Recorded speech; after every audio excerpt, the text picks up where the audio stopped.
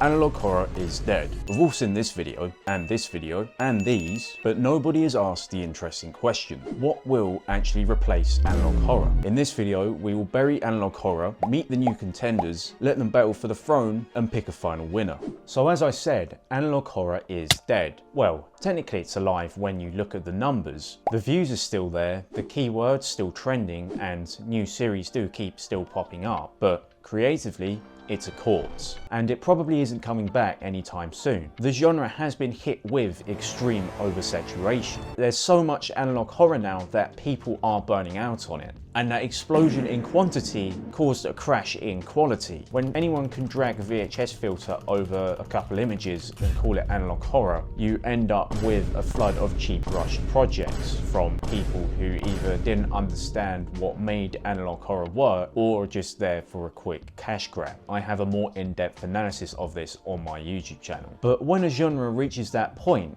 still popular but creatively empty, something else usually steps in to replace it. So if analog horror is alive statistically but dead in the soul, what's lining up to take its place? We've got three main contenders: short form horror, which is TikTok's golden child, ARGs, analog horror's weird internet cousin, and AI horror, the glitchy futuristic coded newcomer, and also a closely related honourable mention. Let's start with the one that has quietly taken over everybody's phone: short form horror. You've probably seen it without looking for it. You're doom scrolling on TikTok or YouTube Shorts at 1 AM when suddenly there is a 15-second video of someone opening a dark doorway or a face glitching in the background. You didn't search for it, you didn't commit to watching the whole series, it just appeared. This is short form horror's biggest weapon. You don't go to it, it comes to you. And that gives it one huge advantage over analog horror, but also one huge weakness. The advantage is obvious: the algorithm. You're far more likely to blow out with a 30-second clip than a 30-minute long-form YouTube video. Short-form horror is incredibly cheap and easy to make as well, even compared to analog horror's already low barrier of entry. You can shoot something on your phone and have it edited within a few minutes, and it still has a real chance of going viral. And as the viewer, that benefits you too. You don't have to go hunting for the next big analog horror series. You can just start scrolling and suddenly there's just like 20 different horror series for you to start looking at. But there is still that one huge weakness. To show it properly, I want to break down a few key points you need to make a horror movie actually work. Most horror movies follow a really simple pattern. Act 1 sets up the normal world and characters. Act 2 slowly twists that world, raises the stakes and builds tension. And Act 3 finally lets everything snap. Across that build-up, you get time to understand the characters, the threats, and the rules of that world. And that time is what makes the horror feel relatable, as if it could happen to you. You're not just seeing a monster, you're slowly watching dread move itself in.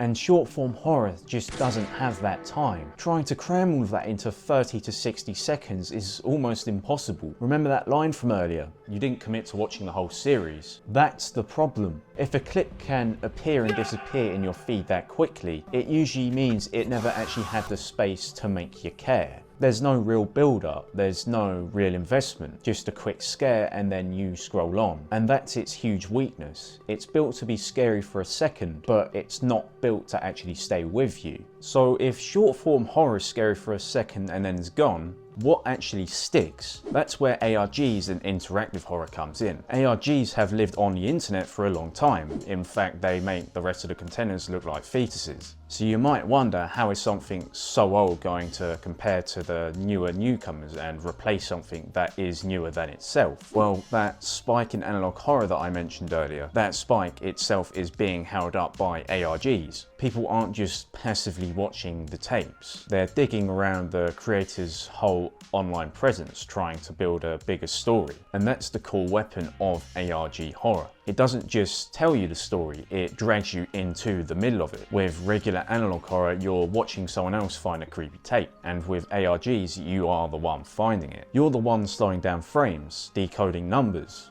checking the channel banner for hidden text, and joining the Discord server to see what anyone else has found. The horror doesn't just live inside of one YouTube video. It spills out into your feed, your recommended tab, and also your search history. And that gives ARGs one massive advantage over analog horror, and that's immersion.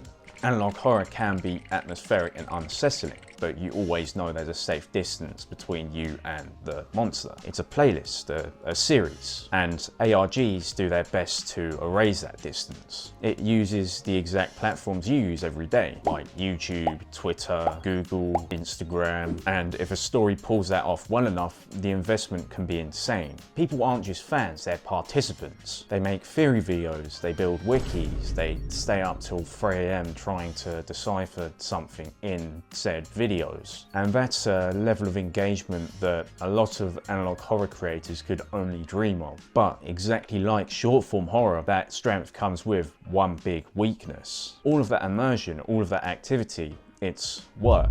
To follow an ARG, you can't really just click on once a month. You have to track everything and watch every upload. And that, in my opinion, creates a massive barrier to entry. If analog horror's problem is that it's getting too creatively repetitive, ARGs can just be straight up exhausting. The hardcore fans love that, but the average viewer, well, they touch grass. If they click on a video and feel like they need to do homework to find out what's going on, they'll just leave. It's a bit like modern Marvel series and films. So if ARGs make you do homework to watch it, what if we do the exact opposite? What if the future isn't about making horror harder to get into, but infinitely easier? And that is where AI horror comes in. Right now you can open any platform and you can find something AI generated that is supposed to scare you. Liminal horror loves using AI to create their liminal spaces. Otherwise, those creators have to learn how to use Blender or actually go outside and touch grass. On the surface, it looks like a really good answer to analog horror's problem.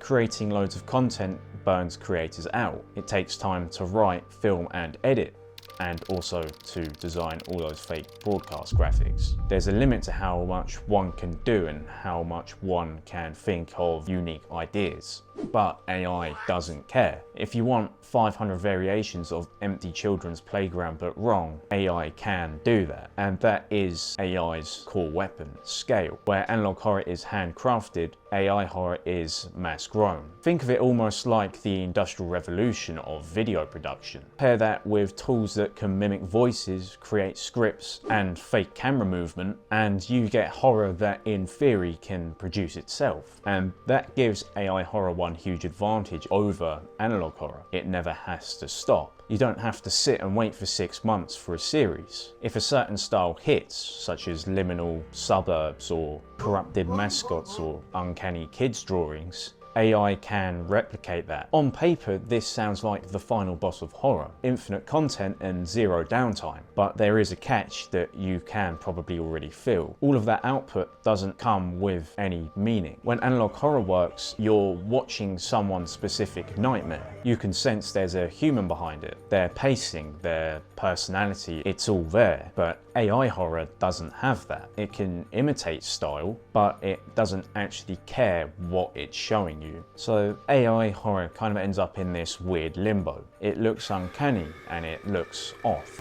but it doesn't really ever land emotionally.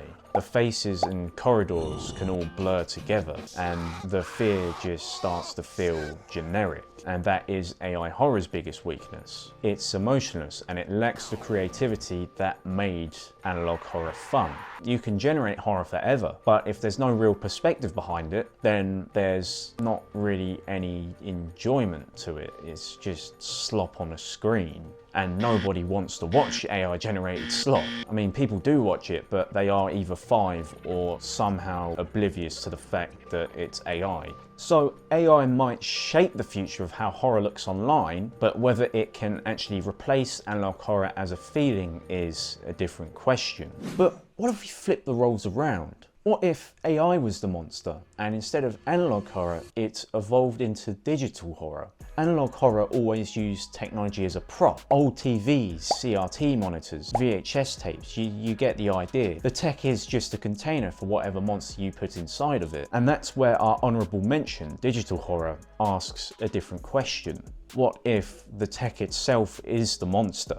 Analog horror treats technology like haunted objects. Digital horror treats it like a living system. Analog horror still feels like something you find. You go looking for the weird tape, the strange channel, or the lost broadcast. And digital horror feels like it could be something that finds you. It lives inside the stuff you use already, like your phone, your laptop, your TV, or even your smart fridge. On paper, this sounds like the perfect evolution. Analog horror gives us scary tapes. Digital horror gives us scary systems. But there is one massive downside. Have you ever heard of digital horror? Probably not, and that's because it's not really a thing yet, or at least not in the way analog horror is. The foundations are there, but most of what should be called digital horror just gets slapped with the analog horror label. You've probably seen this already.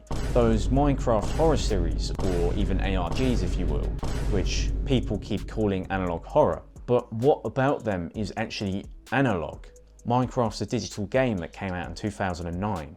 There is nothing VHS or broadcast TV about this. And what's really happening is that analog horror has become shorthand for any piece of online horror that has a retro vibe to it. It's not describing technology anymore, it is literally just a vibe label. Now that we've met the contenders and picked apart what makes them powerful and what holds them back, it's time to put them into the same arena to see who deserves the actual throne. To do that, I want to rate them across 4 different things that actually matter for the future of online horror. Viewer impact, longevity, accessibility, and identity. We'll go one genre at a time, fill in their bars, and then at the end you will see the full picture. Starting with ARGs. For impact, I'm going to give them a 7 out of 10.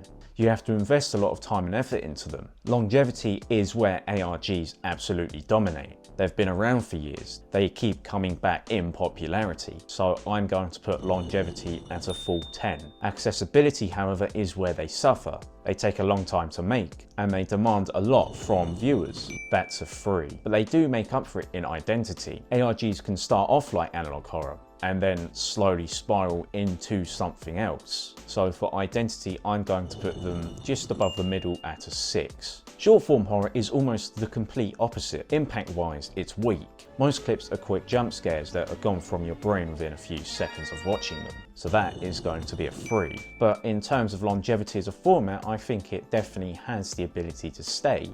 I don't think short vertical videos are going to be going anywhere anytime soon. Still, I don't think it would ever hit the cultural peak that analog horror ever did. I still will give it a 7 for longevity. Accessibility is where short form horror completely breaks the scale. It's everywhere and anyone can make it. That is definitely an easy 10. For identity, I think I'll leave it at a 4. There is personality in there, but the length makes it hard for anything deeper to really show itself. For AI generated horror, the impact is very low. There is no emotion behind it, so it really does struggle to leave anything with a lasting mark.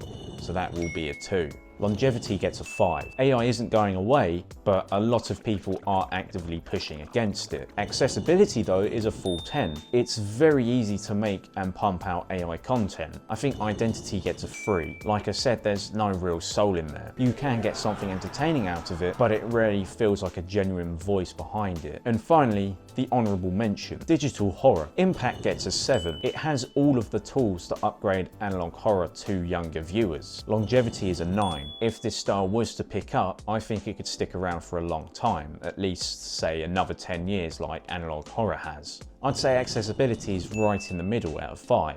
I would say it has about the same commitment to creating an analog horror series. It's easy enough to watch, but not as brainless as just scrolling on TikTok or Reels. Identity though is going to have to be a 1. Right now there is nothing really here yet, but if it did transform, that would definitely rise up. So looking at them together, ARGs demand the most from you, but that's why they hit the hardest and feel like the true heir to analog horror. Short form horror is the algorithm's favourite child, everywhere and easy, but way too shallow to wear the crown. AI horror can flood the internet with its content, but without any true soul, it's just noise. And the honourable mention, digital horror hasn't grown its identity, so it can't really take over when there's nothing there. So if we're to talk about what could actually take analog horror's throne right now, I'd say it's ARGs. They're messy, demanding and niche, but they are the only ones matching analog horror's impact. Like I said, digital horror is the honourable mention. It's not ready yet, but one day it very may well evolve into the next generation of